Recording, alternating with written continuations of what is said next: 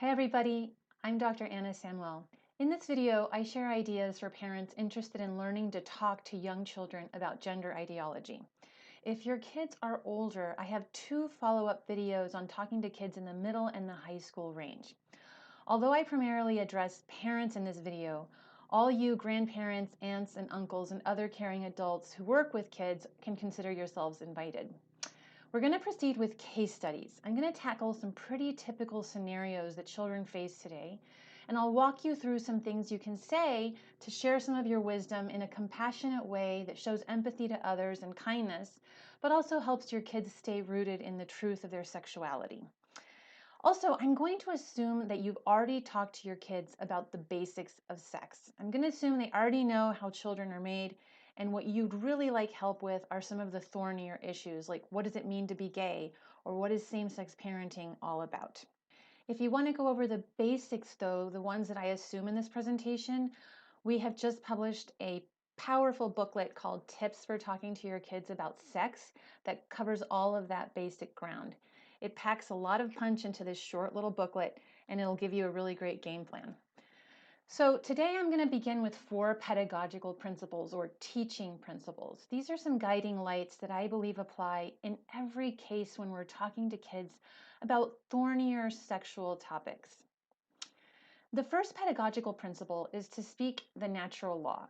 In today's climate, I think the strongest fortress you can build in your child's mind is grounded in natural law and a clear understanding of the purpose of their biological makeup.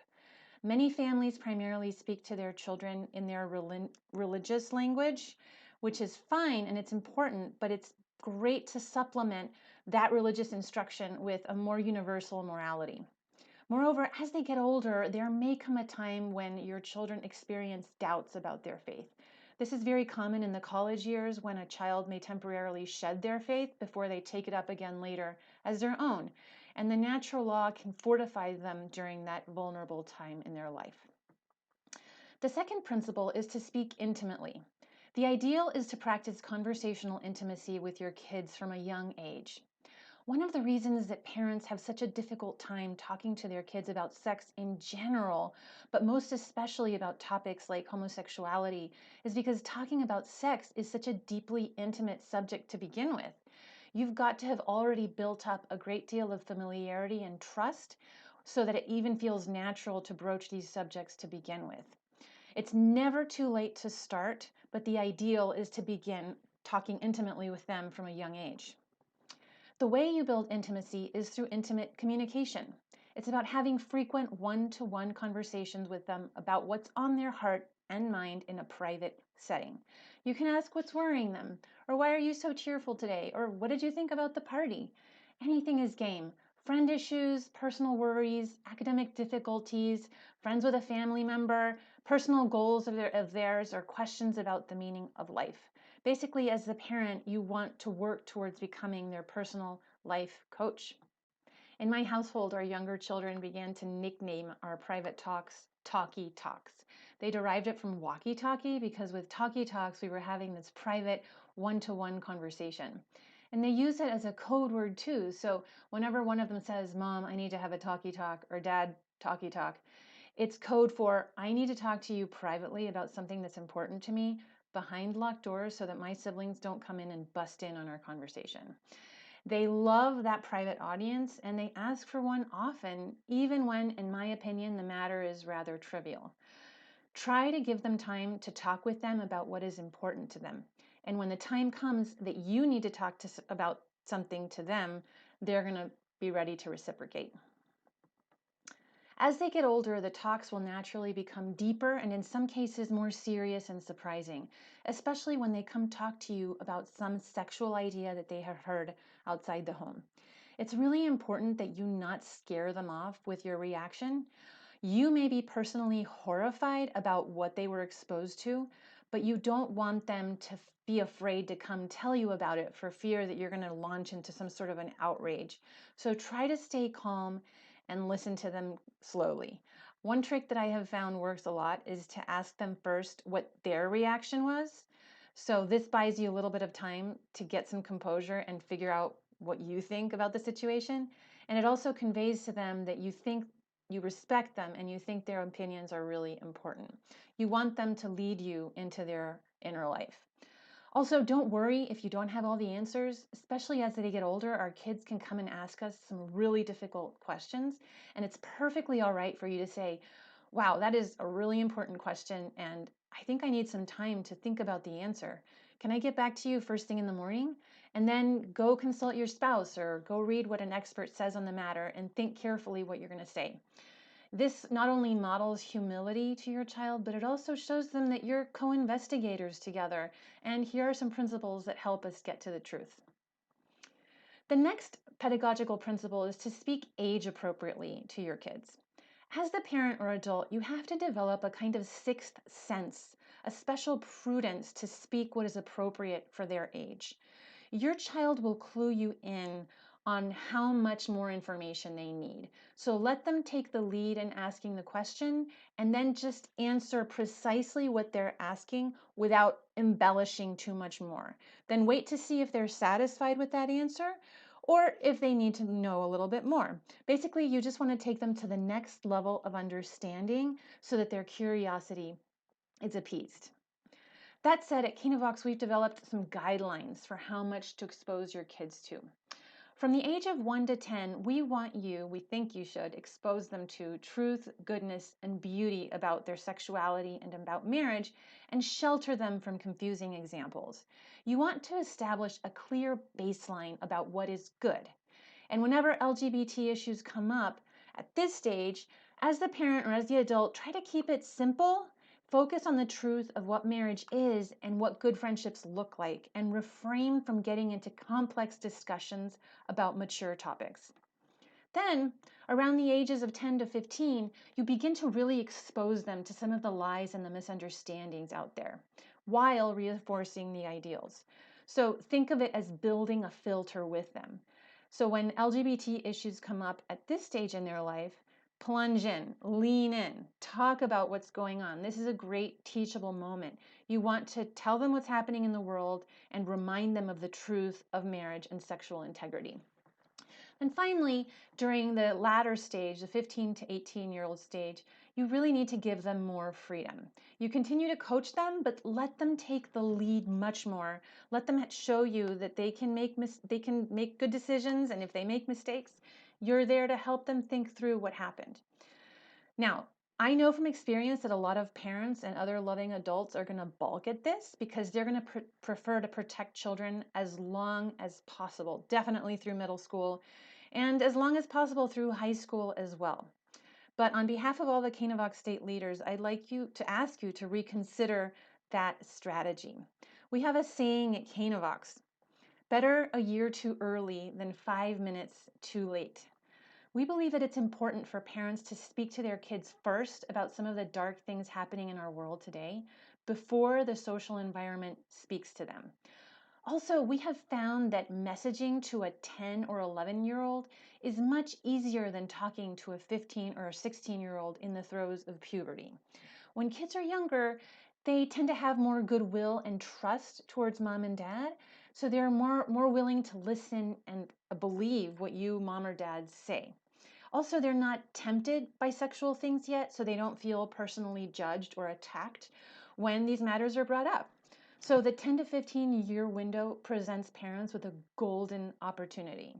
Now, the downside of introducing topics this early is that their intellectual maturity might not be quite right for some of these topics, or some of it might go over the head. But don't worry, just plant the seeds early, and when they're wide open to the truth. As they grow up, the ideas will mature over time, and they're going to remember what you said. And at the right moment, those ideas are going to blossom in their heart.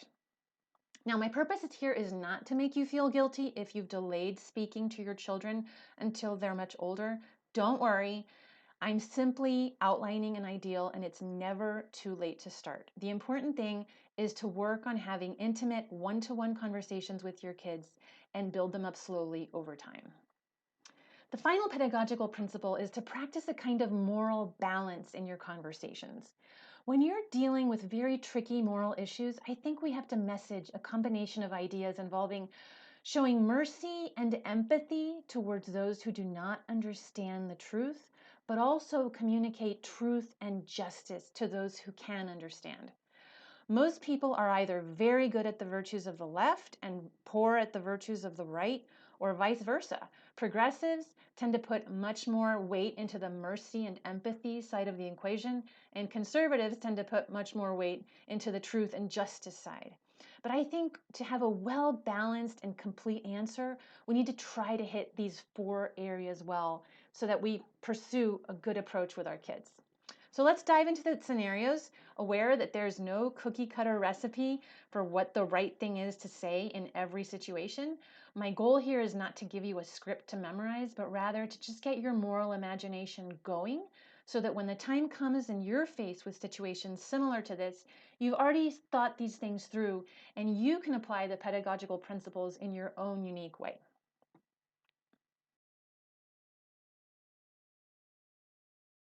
So, scenario one, you're driving home from art class and your 7-year-old daughter blurts out, Alex said she has two mommies. So, Alex is your daughter's classmate, and you already noticed from drop off and pickup that it looked like she had two same sex parents. So, you aren't too surprised by this statement. What could you say? Well, you could say, well, Alex lives with two women who are probably very nice. They both love her very much. They both take care of her and raise her like two mothers might. However, they're pretending that they're married. Only a man and a woman can be married because only a man and a woman can make a baby together. Probably one of the women is the mommy who carried Alex in her tummy, and the dad lives somewhere else. Alex has a dad somewhere out there, but he doesn't live with them. Do you understand? And then you can continue, be very kind to Alex because she doesn't have a daddy living at home. It's better not to talk to Alex about this because you don't want to hurt her feelings. So what have we messaged here? First, we've said that these women are very nice, but that they are pretending they are married. They're not really married.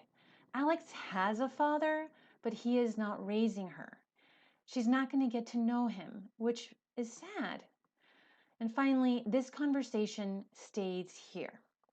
Now, I think this is enough information for a 7-year-old. I like to use the word pretend with young children, that the two women are pretending they're married, because children of this age are very familiar with pretend play, and they can totally understand that it's not about reality, but about playing. But if you don't like to use the word pretend, you could say her parents think that they're married, but they really aren't. Now, you might have a precocious child, or they may be in the 8-year-old or more range when they start to ask more questions, and you might have to go a little deeper. If they ask why the dad is not there, I think you can be truthful and say, well, we don't know exactly why her mother's decided to raise Alex without a daddy. There are many reasons why children don't have fathers, and we don't know what their family's reason was. All we know is that it's a sad situation for Alex, okay? Because she's not going to experience all these things that a father typically gives his daughter. She's not going to get to play with her dad or get big hugs from her dad. One day she may wonder what he looks like or if he's out there thinking of her, missing her or not. So help your child process that sadness for Alex and remind him or her to be extra nice to Alex because she has suffered the loss of a parent. At other times in your family life, I think it's really good to reinforce the positive aspects of opposite sex marriage verbally to your kids so that you can fertilize the soil of their souls. Dad could say something like, let's ask your mom. She always sees something that I don't see. Or mom could say, let's go talk to your father and get a man's point of view. Or maybe you're in the kitchen, mom, and you're trying to open a jar and you can say, do you think daddy tightened this jar so tight so he could show off his muscles?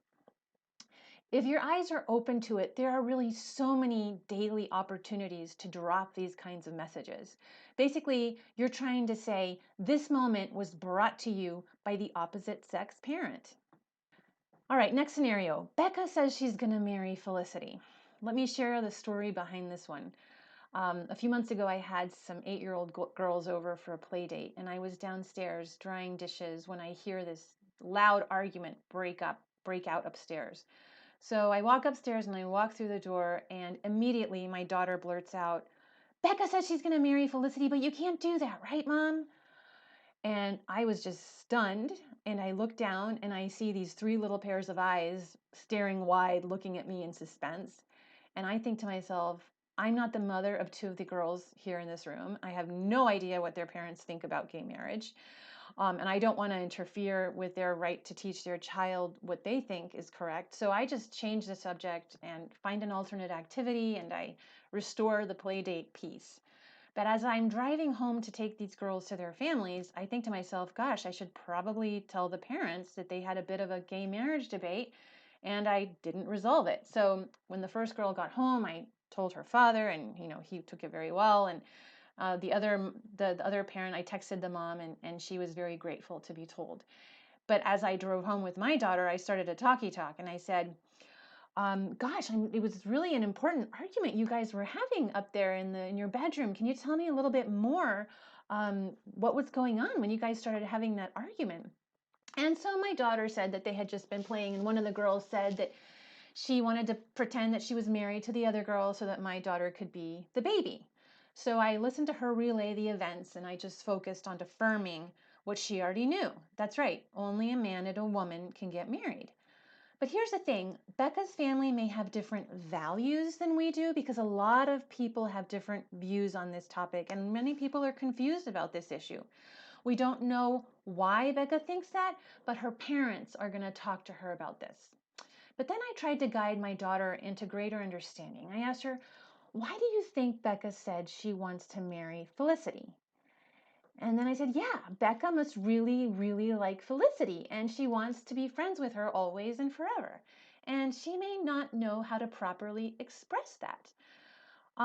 But this is really a wonderful opportunity to talk with your own child about how beautiful same-sex friendships can be. You can talk about examples from storybooks or movies that they know about. For example, Frog and Toad, or Fancy Nancy and her best friend Bree.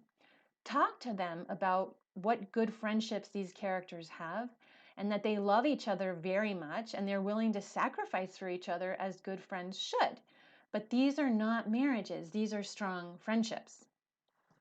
So to recap, I would explain to a child that, okay, Becca is a little bit confused because only a man and a woman can get married, but two girls can be great friends. And Becca's parents are going to talk to her about this, not us, because they may see things differently. Again, you're aiming for a balanced approach. A related subject of conversation I suggest you broach is the topic of crushes. Crushes are fairly common starting like around third grade. I think they start talking about this. And talking to your child about a crush can be a great opportunity to lay the groundwork for more mature conversations later on. I once asked my 6-year-old, what does it mean to have a crush on someone? And she said, well, it means that that person likes you very, very much and they want to marry you, which is actually a pretty good working definition for what a crush is. But if your child is a little older, say 8, 9, or 10, I think you can go deeper into what a crush is about. One of our Canevox state leaders shared this story about her son Joe, who's in the 3rd grade, and apparently who is this chick magnet. All the girls are just fawning over him. And, at the lunchroom, they would bring him the apple juice as a gift. And in the classroom, they all wanted to be his partner. And at recess, they crowded around him to play with him. And Joe was taking it as well as he could, but at home, he was pretty stressed out about it and complaining to his parents. And his father said to him, well, Joe, do you know what's going on here? These girls have a crush on you. And Joe just looked at his dad and he said, yeah, Dad, I'm feeling crushed. So his father said, yeah, these girls are too young for crushes. And it's really important for you to have good guy friends. So that's what I want you to focus on for now. And Joe heaved this huge sigh of relief. So you can say to your kids, a crush is basically an exciting feeling you get when you really like somebody very much. But it can unfortunately also make you feel like you want to have that person all to yourself.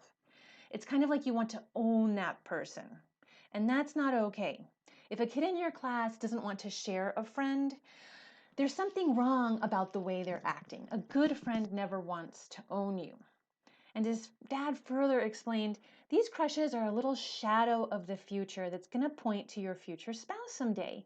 One day, you might find somebody out there who's so special that you develop a crush on them. And that crush helps you take a second look to figure out if that might be the right person to marry. But at your age, you're too young to be thinking about marriage. I mean, you can't even drive a car yet.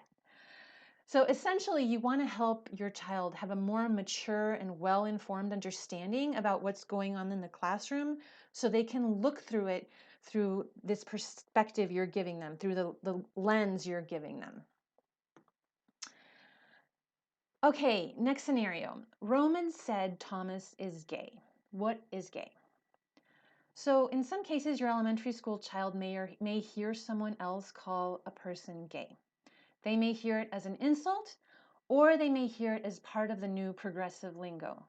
We know that sex ed programs in the United States are now introducing the vocabulary of gayness to kids as young as 7 and 8, and we have seen a lot of children's programming on TV and in movies that also introduces these themes. So the first step as the adult is to figure out the context.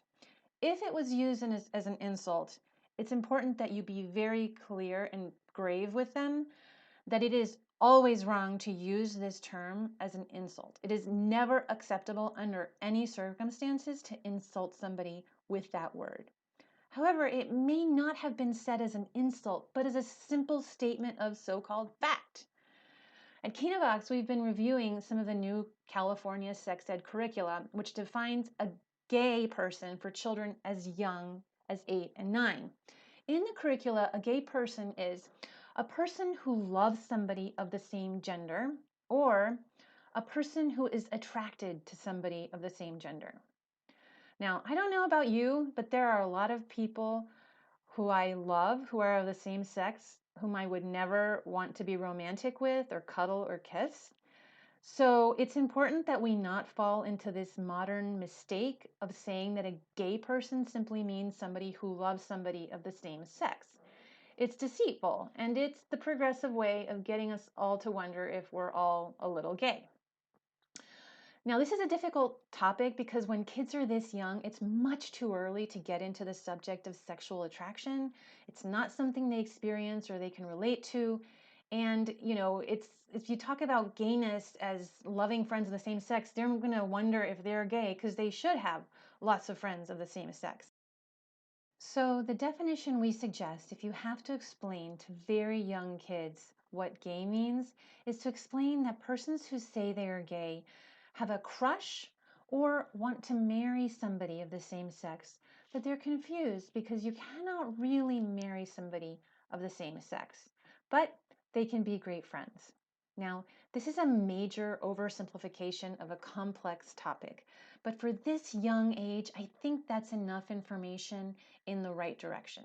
The main takeaway you want your kids to have is that they should never insult anybody with the term gay, but that some people say they are gay to describe their same-sex crush. Next scenario. Why does Graydon's mom paint his nails purple? So one of our state leaders shared a story about a time when she had invited an acquaintance over with her children for coffee and a play date.